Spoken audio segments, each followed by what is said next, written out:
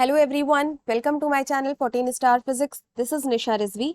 आज हम लोग क्लास 8 आईसीएसई बोर्ड के चैप्टर इलेक्ट्रिसिटी को डिस्कस करेंगे। इससे पहले हम लोगों ने फोर्स एंड प्रेशर को डिस्कस किया था। जिन्होंने नहीं देखा है वो जाकर के उन्हें देख सकते हैं। तो चलिए बिना टाइम वेस्ट किए स्टार्ट करते हैं अपना आज का ये लेक्चर इलेक्ट्रिसिटी के बारे में। तो इलेक्ट्रिसिटी में पहली टॉपिक है हमारी, व्हाट इज इलेक्ट्रिसिटी। सो यहाँ जैसा कि लिखा हुआ है कि electricity is nothing but a form of energy produced by charges. These charges that produced electricity can be at rest or moving। मतलब इलेक्ट्रिसिटी कुछ भी नहीं है, एक फॉर्म है एनर्जी का जो कि चार्ज से प्रोड्यूस होती है। अब एनर्जी का फॉर्म कैसे, हम सब जानते हैं एनर्जी की डेफिनेशन क्या होती है। Rate of doing work is called energy, यानी कि किसी टाइम के लिए हम कोई काम कर रहे हैं तो वही एनर्जी होती है। तो इलेक्ट्रिसिटी भी हमें एक प्रॉपर टाइम पे, लाइक लाइट है, फैन है, कोई भी ऐसी चीजें, हीटर है, इंडक्शन है, ऐसे बहुत सारी चीजें जो एक पर्टिकुलर टाइम के लिए हम उस पर काम करते हैं, तो वो क्या कहला दिया, एक तरह का एनर्जी कहलाएगी। ठीक है। और जो इलेक्ट्रिसिटी प्रोड्यूस करती है वो रेस्ट पे भी हो सकती है और मूविंग चार्ज भी। We use electricity in homes, industries and in transport. यानी कि हम इलेक्ट्रिसिटी का यूज कहाँ कहाँ करते हैं, घर में करते हैं, इंडस्ट्रीज में करते हैं, ट्रांसपोर्ट में करते हैं। जैसे ये आपकी चार्जिंग वाली बस है, चार्जिंग रिक्शा आते हैं, घरों में यूज करते हैं, इंडस्ट्रीज में यूज करते हैं, इन सब का। There are two types of charges, positive and negative charges. An atom has negative charge particles called electron. The outermost electrons of the atoms are called free electron। यानी कि एटम्स, जानते हैं एटम्स में हमारे न्यूक्लियस होते हैं, उसके बाहर बहुत सारे ऑर्बिटल्स होते हैं। ठीक है। तो न्यूक्लियस के अंदर प्रोटॉन और न्यूट्रॉन होते हैं, इन ऑर्बिटल्स में इलेक्ट्रॉन मूव करता है। तो यही निगेटिव चार्ज को हम लोग इलेक्ट्रॉन कहते हैं। और आउटर मोस्ट जो इलेक्ट्रॉन होता है एटम्स का, वही कहलाता है फ्री इलेक्ट्रॉन, और यही रिस्पॉन्सिबल होता है इलेक्ट्रिसिटी जनरेट करने के लिए। Electricity is of two types, static electricity, dynamic electricity, और इलेक्ट्रिक करंट। अब बात करें हाउस होल्ड इलेक्ट्रिसिटी कंजम्पशन की। House hold electricity consumption is the total amount of electrical energy used by all the appliances at home. घर में हम जितने appliances use करते हैं उसका टोटल अमाउंट जो होता है इलेक्ट्रिकल एनर्जी का, उसी को हाउस होल्ड इलेक्ट्रिसिटी कहते हैं। For every appliances that we use, there will be a household electricity supply specification that shows how much power is consumed by the device used at home। एक device से कितना power consume कर रहे हैं। In India the average household electricity consumption is 250 kilowatt hour, where kilowatt hour is this। ठीक है। 1 kilowatt our कितने होते हैं, 3600 kilo joules of energy consumed. यानी कि इंडिया में जो average household electricity consumption होता है वो होता है 250 किलोवाट आवर, और जहाँ पे 1 किलोवाट आवर की वैल्यू होती है 3600 joules, kilo joules. Different appliances use different amount of energy based on their capacity. हर अलग अलग अप्लायंसेस के अपने अलग अलग एनर्जीज होती है। जैसे फैन की अलग पावर होती है, लाइट की अलग, एलईडी की अलग, सीएफएल की अलग। For example, using iron for an hour consumes 1000 what of a power. जो हम आयरन लेते हैं, कपड़े प्रेस करते हैं, वो 1 घंटे में 1000 पावर लेती है, 1000 वॉट ऑफ पावर लेती है। The average electricity cost per kilowatt hour in India is about 6.15 rupees. India में वन की कॉस्ट पर किलोवाट आवर जो होता है वो 6.15 रुपीज होती है। The cost depend on the average household electricity consumption in India. To calculate the amount of money that is to be charge by an appliances, we can follow the equation. Total amount charge किसके बराबर हो जाएगा, power in kilowatts into number of hours of operation into cost per kilowatt our. मतलब जैसे मान लीजिए कि एक कोई फैन है, उसने 5 किलोवाट आवर्स यूज किया, तो यहाँ लिख देंगे 5 किलोवाट आवर्स, 5 किलोवाट। ठीक है। और मान लिया कि 1 घंटे में यूज किया, तो यहाँ पे आ जाएगा 1 आवर। इनटू में हम जानते हैं कि पर किलोवाट होता है, तो हम अगर कह दें कि 1 किलोवाट की वैल्यू है 6.50, तो यहाँ पे हम करेंगे कॉस्ट पर किलोवाट आवर की वैल्यू का मल्टीप्लीकेशन। आंसर जो भी हमारा आएगा वो हो जाएगा 500, 5 5 25, 5 6 30, 32.50 रुपीज हमारा आ गया। ठीक है। एग्जाम्पल जैसे कि यहाँ लिखा हुआ, a fan uses 1200 watts of power when switched on for 3 hours in a day. एक दिन में 3 घंटे चल रहा है और वो कितना पावर ले रहा है, 1200 watts. The consumption cost per kilowatt hour is 8 rupees. 1 kilowatt hour की जो वैल्यू है वो है 8 रुपीज की। Find the amount that is to be charge from this fan, यानी कि अब इस फैन से कितना अमाउंट चार्ज लगेगा। तो given power used in watts इतना है, देयरफॉर पावर इन किलोवाट, हमने हमारे जो फॉर्मूले हैं वो किसमें, किलोवाट में, तो किलोवाट में चेंज करने के लिए हमें 1000 से डिवाइड करना होता है। 1200 को जब हम 1000 से डिवाइड करेंगे तो 1.2 किलो वाट हो जाएगा। नंबर ऑफ आवर्स, कितने एक दिन में कितना चल रहा है, 3 आवर्स चल रहा है, और पर किलो वॉट आवर जो पैसे हैं वो है 8 rupees. The total amount charged from this fan equal to the power in kilowatts into number of hours of operation into the cost per kilowatt hour। तो 1.2 into 3 into 8, 28.8 रुपीज हमारे पैसे इतना हमें पे करना होगा। Therefore the total amount charged by this fan as per the question is 28.8 rupees।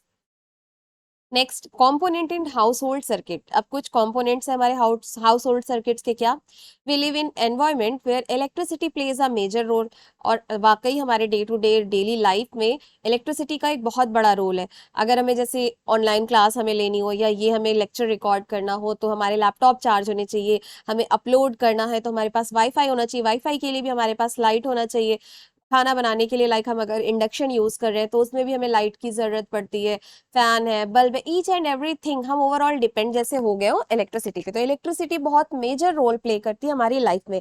It is important to know how the electricity enters the home और workplace in detail. तो हमारे लिए अब ये जरूरी है कि हम जाने कि इलेक्ट्रिसिटी कैसे हमारे घरों में आती है और कैसे अपना काम करती है। There are some components which are essential to handle the electricity and be responsible for the efficient operations of all the electrical appliances from the power lines to our home। जहाँ आपके ट्रांसफॉर्मर लगा होता है या power lines कहें, वहां से कुछ वायर्स क्या आते हैं, there are some wires which connect the power lines to the fuse and the meter. तो वहां से जो वायर्स आते हैं वो फ्यूज से और हमारे घरों में जो मीटर लगे तो उनसे जुड़े होते हैं। The meter is use to keep a record of the usage of electricity every day which is ultimately used to charge money for the household electricity voltage usage। अब हमने जितना हमारे पावर लाइन से तार आए हमारे घर के मीटर में कनेक्ट हो गए, अब हम जितनी पावर कंज्यूम करेंगे, इलेक्ट्रिसिटी का जितना यूज करेंगे, उस मीटर पे क्या होता जाएगा, रिकॉर्ड होता जाएगा। और मीटर में रिकॉर्ड हुआ, देन हम मान ली अगर 8 रुपीज पर मीटर है, तो हम क्या करेंगे, मान लेते हैं हमने पूरे महीने में 42 किलोवाट आवर ले रखा है, तो 8 से मल्टीप्लाई कर देंगे, आंसर हमारा आ जाएगा। अब जो वायर हमारे घरों में आता है उन्हें हम क्या कहते हैं, supply lines. Every appliances that we use at home is connected to the main supply of electricity. हर एक अप्लायंसेस जो कि हमारे घरों में है वो मेन सप्लाई इलेक्ट्रिसिटी की जो है उससे प्लग के थ्रू कनेक्ट होता है।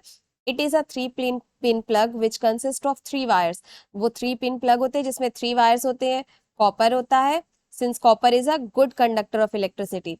These are coated with plastic since plastic is good insulator of electricity। देखिए वायर हमारे कॉपर के होते हैं क्योंकि ये गुड कंडक्टर होता है। अब हम अगर नेक्ड कॉपर को जाकर के छुएंगे तो करंट लग सकता है, तो हम क्या करेंगे, उसके ऊपर कोटिंग कर देंगे एक किसकी, प्लास्टिक की। क्यों, प्लास्टिक हमारा एक इंसुलेटर होता है, तो हम अब अगर ऊपर से वायर को छुएंगे तो हमें करंट नहीं लगेगा। Let us now discuss the working of these 3 wires. अब उनमें जो 3 वायर्स होते हैं, एक होता है लाइव वायर, एक होता है न्यूट्रल वायर, एक होता है अर्थ वायर। लाइव वायर का क्या काम होता है, the first one is the live wire which is made of copper and through which the electricity enters the appliances. The coating on live wire is generally red as depicted below. ठीक है, जो live wire होता है वो basically red colour का होता है, और यही हमारे सब अप्लायंसेस लाइक यहाँ हीटर है, यहाँ बल्ब है, एंड कहीं पे फैन है, उन सबको कनेक्ट करता है। Neutral wire, the second one is the neutral wire which is also made of copper and is use to complete the circuit. ये भी कॉपर वायर का ही बना होता है और इसका काम क्या होता है, सर्किट को कंप्लीट करना। A neutral wire A neutral wire allows the electrical energy to be fully utilized, and if any energy is left, this neutral wire sends the remaining power back to the transformer। अगर कुछ energy बची होती है तो वो उसको वापस भेज देता है। It is mainly created and said to assure that the residual current is easily going back to where it has come from। जहां से एक्स्ट्रा करंट आई है उसको वो वापस भेज सके। This is represented using the blue color as depicted below। एक जैसे यहाँ पे अभी हम दिखाते हैं आपको, ये रेड वाले हमारे क्या है, ये हमारे 1 मिनट, ये हमारे लाइव वायर है, ये ब्लू वाले हमारे न्यूट्रल वायर है और ग्रीन वाले होंगे हमारे अर्थ वायर, ठीक है। देन नेक्स्ट क्या है, the third one is the earth wire which is also made of copper. तीनों ही हमारे कॉपर से मिलके बने हुए हैं। Used to provide a path for the current flow from the device और an appliances to the ground in case of emergencies. Emergency की केस में ये ग्राउंड से हम इसको कनेक्ट करते हैं कि हमें जरूरत पड़े तो हम इसका यूज कर सके। This is represented using green colour. अब बात करें फ्यूज की, there is an important component called fuse box. हमारे घरों में फ्यूज बॉक्स का यूज होता है, क्यों होता है? कभी कभी देखिए लाइक कैपेसिटी होती है ना ट्रांसफार्मर से, बहुत ज्यादा अमाउंट ऑफ एनर्जी में करंट आता है, ठीक है।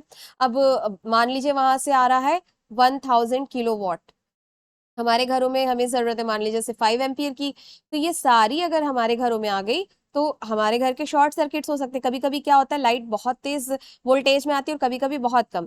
कम वाला तो चलो ठीक है कि हमारे अप्लायंसेस स्लो चलने लगते हैं, लेकिन अगर अचानक से बहुत तेज पावर में करंट आ जाए तो हमारे क्या होंगे, सारे सर्किट शॉर्ट हो जाते हैं। तो हम क्या करते हैं, वहां पे एक फ्यूज बॉक्स लगाते हैं। फ्यूज बॉक्स में क्या होता है, जैसे ही ये करंट बहुत ज्यादा अमाउंट में यहाँ और यहाँ पे हमारा होता है सर्किट स्विच, तो जैसे ही बहुत ज्यादा अमाउंट में यहाँ फ्यूज में आया करंट, फौरन क्या होगा, ये फ्यूज अपने तार को तोड़ देगा। तार को तोड़ देगा तो ये करंट सिर्फ यहीं तक होगा, नीचे नहीं आ पाएगा। नीचे नहीं आएगा तो घर की लाइट यहीं से ऑफ हो जाएगी और हमारे अप्लायंसेस क्या होंगे, सेफ हो जाएंगे। तो फ्यूज बॉक्स का यही काम है।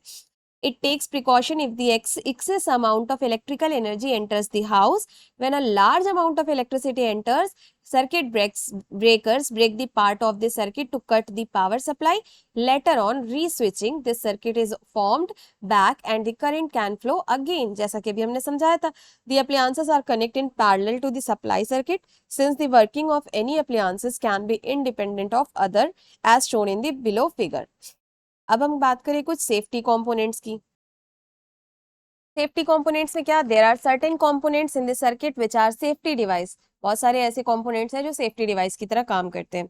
दे are fuses and breakers. Their function is to break this circuit when it gets overheated due to the passage of a huge current through them. जैसा कि अभी हमने बताया ना कि बहुत ज्यादा अमाउंट में इलेक्ट्रिकल एनर्जी आ जाएगी तो हमारे भैया घर के तार या घर की पावर इतना नहीं बर्दाश्त कर पाएगी, तो वह हम क्या लगाते हैं, फ्यूज बॉक्स लगा देते हैं या फिर ब्रेकर्स लगा देते हैं। और इनका काम क्या होता है, सर्किट को ब्रेक कर देना जब बहुत ज्यादा ओवर हीट हो जाए। और ब्रेक कर देंगे तो करंट हमारे घर में आगे जाएगी नहीं, तो बाकी स्विचेस में या बाकी अप्लायंसेस पे कोई फर्क नहीं पड़ेगा।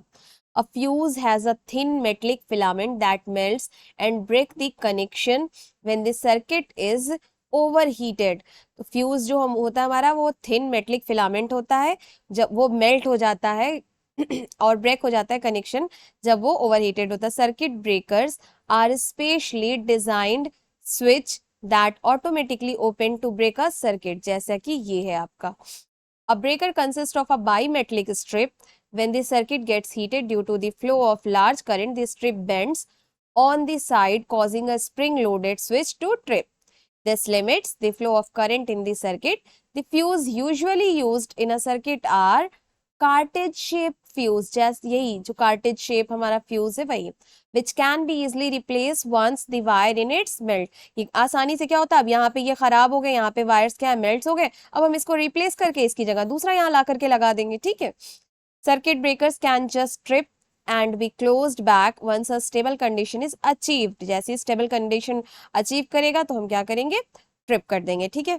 Hence mini circuit breaker MCBs जो हर घरों में लगा होता है, एमसीबीज आप देखते होंगे जब लार्ज अमाउंट ऑफ करंट जाता है तो वो ऐसे ऊपर होता है तो वो नीचे गिर जाता है ऐसे, are usually preferred these days when it comes to household wiring.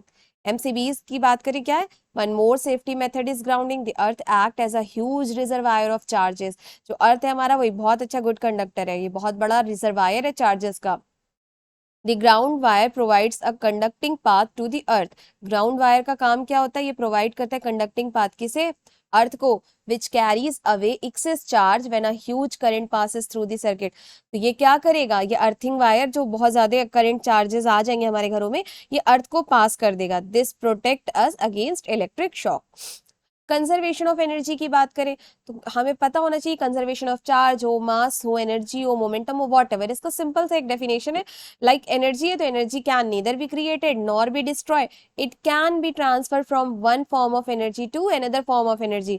यानी कि एनर्जी हम कभी खुद से ना पैदा कर सकते हैं ना खत्म कर सकते हैं, बस एक फॉर्म से दूसरे फॉर्म में बदल सकते हैं। लाइक सपोज करिए ये हमारा है ट्रांसफॉर्मर, यहाँ से घर में हमारी इलेक्ट्रिकल एनर्जी आई, अब घर में आई, हमने यहाँ लगा दिया फैन, फैन लगाया तो इलेक्ट्रिकल, जब भी कोई चीज मोशन में चलती है तो वो हमारी कौन सी एनर्जी होती है, मैकेनिकल एनर्जी। हमने खुद से यहाँ पे कोई एनर्जी क्रिएट नहीं की, ना ही डिस्ट्रॉय की, एक फॉर्म से दूसरे फॉर्म में बदल दी। आ रही थी इलेक्ट्रिकल एनर्जी, फैन में हमने कनेक्ट किया, मिल गया मैकेनिकल एनर्जी। हमने इसे अगर बल्ब से कनेक्ट कर दिया तो ये कौन सी एनर्जी हो गई, लाइट एनर्जी। फिर अगर हमने इसे हीटर से कनेक्ट कर दिया तो ये कौन सी एनर्जी हो गई हमारी, ये हो गई हीट एनर्जी। इसी तरह से अलग अलग में कनेक्ट करें, हमें अलग अलग क्या मिल रही है, एनर्जीज मिल रही है। तो यही होता है कंजर्वेशन ऑफ एनर्जी की एक फॉर्म से दूसरे फॉर्म में बदल जाती है। नेक्स्ट बात करें कंडक्शन की, तो कंडक्शन क्या होता है, conduction is the process by which heat energy is transmitted through collision between neighbouring atoms और molecules. Conduction occurs more readily in solid and liquid where the particles are closer together than in gases where particles are further apart। ठीक है, conduction कुछ नहीं है, बस एक ऐसी energy है, हीट एनर्जी है कि जब दो नेबर्स के पार्टिकल्स आपस में टकराते हैं तो इनमें एक हीट प्रोड्यूस होती है। कंडक्शन जो है वो सबसे ज्यादा होता है सॉलिड में। क्यों, सॉलिड के जो इंटरमॉलिक्यूलर पार्टिकल्स होते हैं ये सारे एक दूसरे से बिल्कुल अटैच होते हैं, फिर उससे थोड़ा सा ज्यादा, थोड़ा सा कम होता है लिक्विड में, लेकिन गैसेस के मॉलिक्यूल्स बहुत दूर दूर होते हैं, इसलिए इसमें कंडक्शन जरा कम हो पाता है। इंडक्शन की बात करें, induction charging is charging method that charges an object without actually touching the object to any other charged object। यानी कि इंडक्शन चार्जिंग वो चार्जिंग मेथड है जिसमें ऑब्जेक्ट एक दूसरे को टच किए बिना ही चार्ज हो जाते हैं। जैसे सपोज करिए कि ये क्लासरूम है, यहाँ लाइन से बहुत सारे बच्चे बैठे हुए हैं, हमने आगे वाले बच्चों को, 3 बच्चे बैठे हुए, तीनों को पेपर दिया और कहा कि अब तुम तीनों उठो और पीछे जाओ, और इसको आगे आने को कहा। क्या इन्होंने इसको टच किया, नहीं किया। फिर इनको मिल गया तो इनको दूसरे पे, इनको पीछे भेज दिया, फिर यहाँ वाले को, यानी कि बिना टच किए, हम बिना एक दूसरे को टच किए हम सबका पेपर सबको पहुंचा दे रहे हैं। उसी तरह the charging by induction process is where the charged particle is held near an uncharged conductive material that is grounded on a neutrally charged material। यानी कि हम एक अनचार्ज्ड मटेरियल लिए, उसको ग्राउंड किए, इसी के पास इसी के पास में हम चार्ज्ड पार्टिकल, चार्ज बॉडी लाके रख दिए। The charge flow between two object and the अनचार्ज conductive material develop a charge with opposite polarity. These were the different method of charge transfer। Here in the article, let us learn more about the method of charging by induction। जैसा कि ये पहला gold leaf electroscope। A gold leaf electroscope is defined as a type of electroscope that consists of 2 gold leaves and is used for detecting the electrical charge of the body and for the classification of its polarity। यानी कि gold leaf electroscope को अगर हम define करें तो ये क्या है, ये इस तरह का इलेक्ट्रोस्कोप है जो कंसिस्ट करता है 2 गोल्ड लीफ से। लीव्स बिल्कुल पतले होते हैं, जानते हैं आप।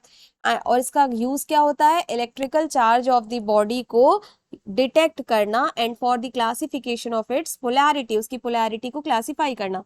Abraham Bennett invented the gold leaf electroscope in the year of 1787। It is said that the gold leaf electroscope is more sensitive than the pith ball electroscope। अब कंस्ट्रक्शन की बात करें, the gold leaf electroscope is a sensitive electroscope type that is used for detecting charges। हमें charge को detect करने के लिए ये बहुत ज्यादा अच्छा माना जाता है। It consists of brass rod with a brass disc at the top। देखिए यहाँ पे ये ब्रास डिस्क है, इसी में ब्रास रॉड ये हमारा है, ठीक है।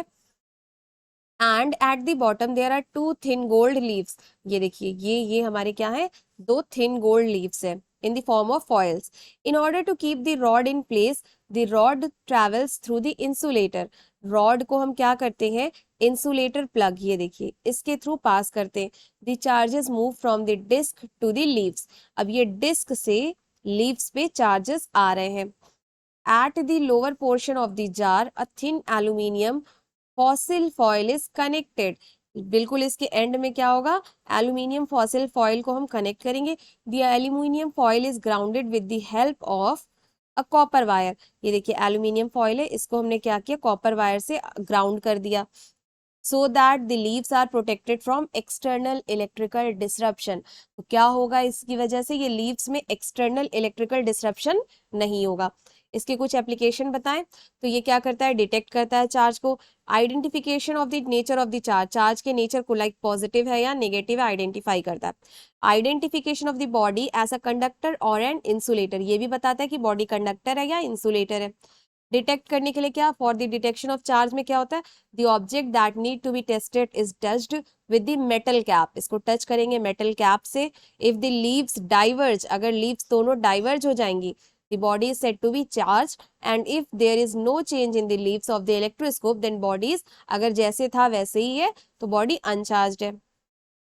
टू आइडेंटिफाई, अब नेचर की बात करें, चार्ज की नेचर को आइडेंटिफाई करने के लिए let's consider an example. A positively charge body is brought near the metal cap, हम एक पॉजिटिव चार्ज बॉडी को क्या करेंगे, मेटल कैप के पास ले आएंगे। अननोन बॉडी को नियर लाएंगे मेटल कैप के। इफ लीव्स, यहाँ पे भी अगर लीव्स डाइवर्ज हो गई, we conclude unknown body has a positive charge. अगर लीव्स क्लोजर, एक डाइवर्ज, अगर दोनों लीव्स क्लोजर आ गई तो हम क्या कहेंगे कि इनमें अननोन बॉडी जो है वो नेगेटिव है। अब पता करें कंडक्टर और इंसुलेटर कैसे। तो to identify if a body is conductor और an insulator, two gold leaf electroscope are taken. One gold leaf electroscope is charged so that the leaves will diverge. Then the other gold leaf electroscope is connected to the first one. तो हमने दूसरे gold leaf को पहले से connect किया। If the leaves of the other electroscope diverge then the body is said to be conductor. अगर दोनों leaves क्या हो गई, डाइवर्ज हो गई तो कंडक्टर हो गया, और अगर कोई चेंज नहीं हुआ तो वो इंसुलेटर था। नेक्स्ट हम बात करें lightning conductor. Lightning conductor is a device use to protect building from the effect of lightning. जो बिजली वगैरह अक्सर गिरती है जब बारिश होती है, तो उससे बचाने के लिए जिस डिवाइस का हम यूज करते हैं उसे हम लोग लाइटनिंग कंडक्टर कहते हैं। A metallic rod taller than the building is instead in the wall of building during its construction. Construction के दौरान क्या करेंगे, वहां पे हम एक मेटलिक रॉड को घरों के अंदर डाल देते हैं, ठीक है। One end of the rod is kept out in the air, एक एंड उसका एयर में हम ऐसे कर देते हैं, और अदर एंड को हम क्या करते हैं, जमीन में बरी कर देते हैं। The rod provides easy route for the transfer of electric charge to the ground, this process is called earthing. तो आज का आपका ये इलेक्ट्रिसिटी चैप्टर बिल्कुल खत्म हो गया। आई होप आप सबको बहुत अच्छे से समझ में आया होगा। अगर किसी को किसी भी टॉपिक में कोई भी कंफ्यूजन हो तो आप कमेंट सेक्शन में पूछ सकते हैं। Thank you.